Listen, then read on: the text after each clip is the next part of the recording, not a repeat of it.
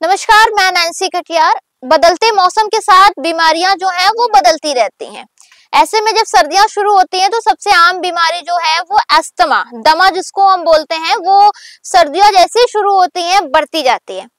Asthma क्या है और सर्दियों में ये अटैक क्यों ज्यादा करता है, इन सभी बातचीत को लेकर हमारे साथ डॉक्टर शशांक मौजूद है। डॉक्टर साहब से जानेंगे। डॉक्टर साहब, अस्थमा जो है वो सर्दियों में ही इतना क्यों अटैक करता है और क्या है ये अस्थमा? सबसे पहले मैं सभी को नमस्कार करना चाहूँगा। मैं डॉक्टर शशांक हूँ और आपके दर्शकों को आपके चैनल पर बहुत बहुत स्वागत है आपके दर्शकों का। जैसे आपने पूछा कि सर्दियों में अस्थमा या कुछ लोग दमा बोलते हैं जी। तो बीमारी है क्या और ये सर्दियों में क्यों बढ़ती है? एक्चुअली ये जो बीमारी है ये सांस की बीमारी है। इसमें जो मरीज होता है उसको अचानक ऐसा लगेगा कि छाती एकदम किसी ने बहुत कस के पकड़ ली है जी। कि वो फैल नहीं पा रही, सांस लेने में दिक्कत हो रही है उसको ना, ये होता है। और उसको लगातार सूखी खांसी आएगी। सूखी, सूखी खांसी। बलगम वाली खांसी नहीं आती इसमें, जी। सूखी खांसी है। अगर बलगम वाली खांसी आ रही है तो वो दमा नहीं है, वो कुछ और है। सूखी खांसी आती है जी। और उसको सांस फूलेगी, मतलब कि चलेंगे तो उन्हें लगेगा सांस नहीं आ रही, मतलब सांस फूलना बोलते हैं, शॉर्टनेस ऑफ ब्रेथ बोलते हैं उसको।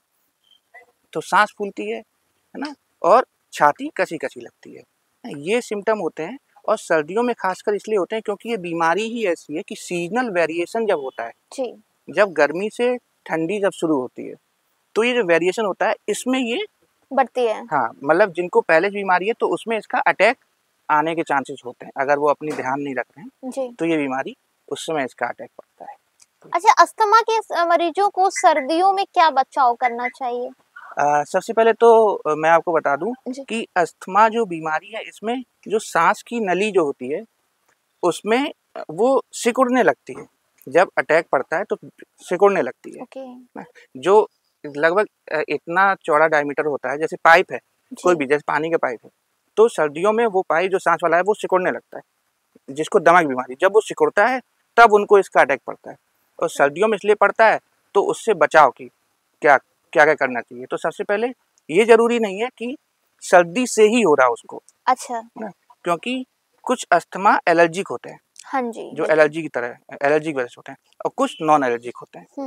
थोड़ा एलर्जिक अस्थमा और नॉन एलर्जिक अस्थमा में क्या डिफरेंस? हाँ जी, मैं बताता हूँ। एलर्जिक अस्थमा होता है जिससे कि, जैसे एलर्जी तो आपने सुना ही होगा, कुछ खा लिया है ना, या फिर कोई चले गए तो खांसी होने लगी या जुकाम हो गई है ना, छींकें आने लगी, तो ऐसे ही है, ये उसका सीवियर फॉर्म है ना। इसमें क्या है कि जैसे मिट्टी, किसी किसी को मिट्टी से एलर्जी होती है, किसी किसी को पॉलेंस जो होते हैं फूलों के ऊपर जो पॉलेंस होते हैं उनसे होती है, किसी किसी को क्या होता है कि माइट्स जो घरों में दीमक लगी होती हैं या छोटे छोटे कीड़े होते हैं उनसे होती है।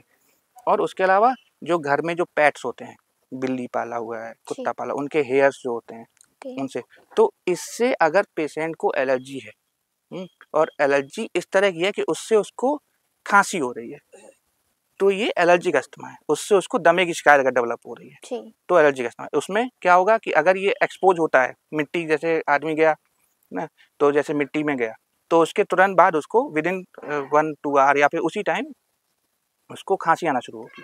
खांसी आना शुरू, बार बार खांसी आएगी उसको, छाती, वही सिम्टम, छाती कसी कसी लगेगी, सांस लेने में दिक्कत होगी, थोड़ा चलेगा तो हफनी आ जाएगी, हांफने लगेगा, या फिर जब वो सांस छोड़ेगा, सांस लेते टाइम नहीं, जब सांस छोड़ेगा तो एक सीटी की आवाज आती है, जैसे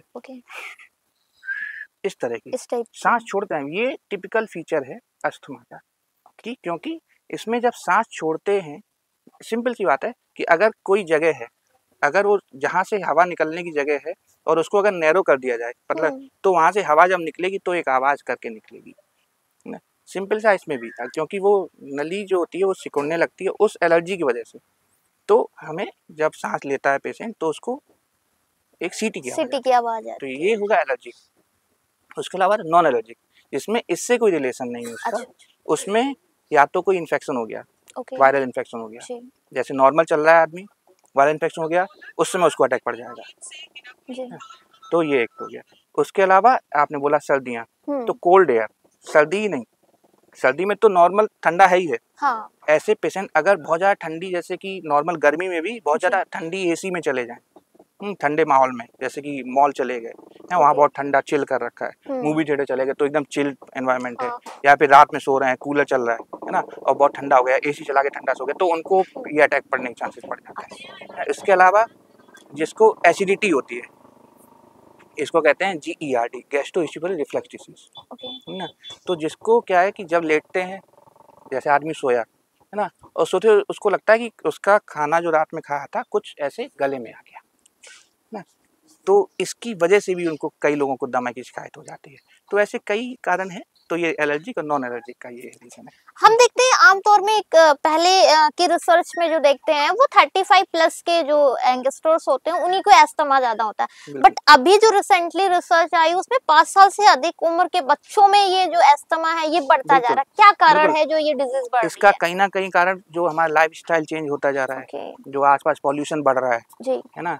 पहले हम लोग जब छोटे थे तो हम लोग गाँव में जाते थे, यहाँ पे हम लोग आसपास देखे इतना ट्रैफिक नहीं होता, इतना पॉल्यूशन नहीं होता था, या फिर हमारे जो पेरेंट्स रहे हैं, है ना, उनकी लाइफस्टाइल देखिए क्या था, सुबह 6 बजे उठना है उनको, उसके बाद आराम से टहलना है और नॉर्मल घर का खाना खाना है, रोटी सब्जी नॉर्मल है, घर का घी है, घर का तेल है, सब कुछ घर का है, इतना पॉल्यूशन नहीं है ना। एक टाइम पे खाना खाना है, एक टाइम पे खेलना है, एक टाइम पे सब कुछ, शाम को खाना जल्दी खाना है, उसके बाद आराम से सो जाना। ये लाइफस्टाइल थी। और अभी का लाइफस्टाइल हम लोग दे रहे हैं बच्चों को, क्या दे रहे हैं कि उनको सुबह ही वो लेट जगेंगे।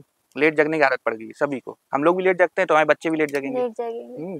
ठीक है, उसके बाद क्या है, मॉर्निंग में हेल्दी तो अब शायद कुछ लोग देते हैं कि ओट्स दे दिया है, दलिया दे दिया, लेकिन बच्चे ये पसंद नहीं करते। उन्हें क्या चाहिए, सैंडविच दे दो, पिज्जा दे दो, बर्गर दे दो, है ना, पास्ता दे दो, है ना, मैगी दे दो, है ना। तो उनका इम्यूनिटी भी वीक होती जा रही है। फिर वो जब स्कूल जाते हैं, है ना, तो वहाँ भी कुछ खाना पीना उनका ऐसे ही है, घर पे आए तब भी उन्हें दाल सब्जी रोटी पसंद नहीं आजकल के बच्चों को। और उसके अलावा पॉल्यूशन इतना ज़्यादा हो रहा है, कहीं भी जाते हैं बच्चे तो मतलब हमेशा एक्सपोज रहते हैं पॉल्यूशन से। इम्यूनिटी वीक क्यों होती जा रही है, बच्चे आजकल बाहर तो खेलना बिल्कुल बंद ही कर दिया, बच्चों ने मिट्टी में खेलना बंद कर दिया, क्यों, हमारा बच्चा गंदा हो जाएगा, है ना। बट अगर बच्चा मिट्टी को एक्सपोज नहीं करेगा तो उसमें इम्यूनिटी उस चीज़ की डेवलप ही नहीं करेगी, क्योंकि हम जितना उसको स्टार्टिंग बचा के रखेंगे, ये नहीं कि आप उसको कीचड़ में फेंक दो, ये भी नहीं है ना, लेकिन थोड़ा बहुत एक्सपोज होना चाहिए उससे, क्योंकि हमारा शरीर क्या है, जब कोई चीज़ एक्सपोज होगी तो उसके अगेंस्ट इम्यूनिटी डेवलप होगी, और अगर वो एक्सपोज ही नहीं हुई चीज़ तो इम्यूनिटी डेवलप नहीं, तो जब मतलब फर्स्ट टाइम एक्सपोजर होगा तब उसको फिर डिसीज डेवलप होगी। तो मेन जो है वो लाइफस्टाइल मेन चेंज, जो ड्रास्टिक चेंज यही आ रहा है कि आजकल छोटे छोटे बच्चों में प्रॉब्लम हो रही है, सांस की बीमारी छोटे छोटे बच्चों में। लाइफस्टाइल अगर ठीक रखें, पेरेंट्स ध्यान रखें थोड़ा सा, तो इसको हम काफी हद तक रोक सकते हैं, खाना पीना ये सब चीजें। अच्छा, अस्थमा के पेशेंट्स को कुछ खाने पीने से परहेज करना चाहिए, लाइक क्या खाना चाहिए, क्या उनके लिए नुकसानदायक हो सकता है? मतलब मेनली बस ठंडी चीजों से बचना है उनको, ठंडी, और अगर किसी की एलर्जी है तो उससे बचना है। मेन ठंडी, हेल्दी डाइट लें, ठंडी चीजों से बचें, ठंडा खाना, ठंडी कुछ भी चीज ठंडी, जैसे कोल्ड ड्रिंक वगैरह बहुत ज्यादा ठंडी ना पिए, है ना, इससे बस उससे बचना है उनको, और नहीं। तो हमारे साथ खास बातचीत करने के लिए डॉक्टर शशांक थे, जिनसे हमने जाना कि आखिर सर्दियों में अस्थमा क्यों इतना बढ़ता है और अस्थमा क्या है। तमाम सारे सवालों के जवाब डॉक्टर शशांक ने हमें दिए हैं। अगर आपको हमारा ये वीडियो पॉडकास्ट अच्छा लगा हो तो चैनल पर कमेंट जरूर कीजिएगा, और चैनल पर नए हैं तो लाइक शेयर सब्सक्राइब करके ही जाइएगा। Thank you.